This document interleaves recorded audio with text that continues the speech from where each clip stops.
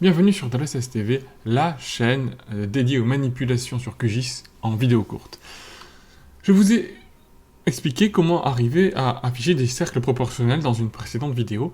Celle-ci, je la focalise sur la mise en place d'une légende de ces cercles proportionnels.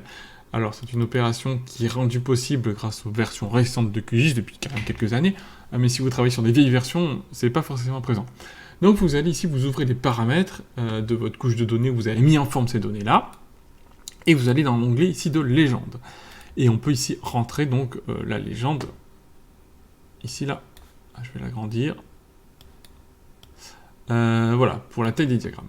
Donc on a plusieurs choix, on peut faire une légende repliée, j'aime beaucoup, ou alors une légende ici par éléments séparés.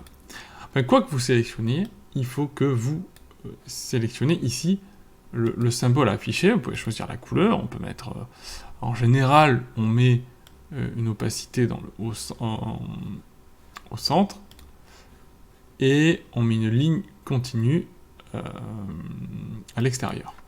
Voilà, et sauf quand c'est d'une seule et même couleur, on peut aussi donner donc un titre.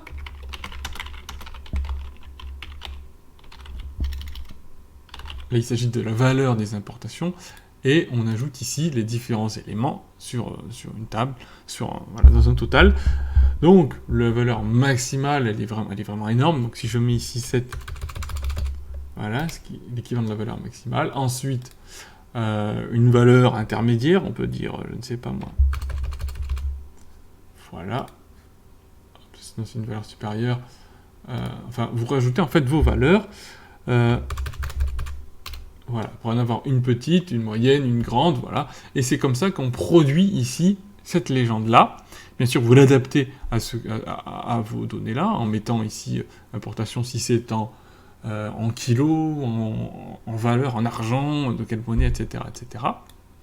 Et une fois que c'est ça, vous faites appliquer.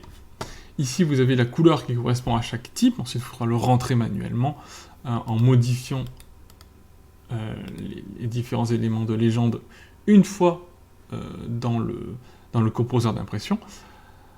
Et ici, vous avez donc ces données qui s'affichent comme ceci, telles que vous les avez programmées dans les paramètres dont on a vu juste avant.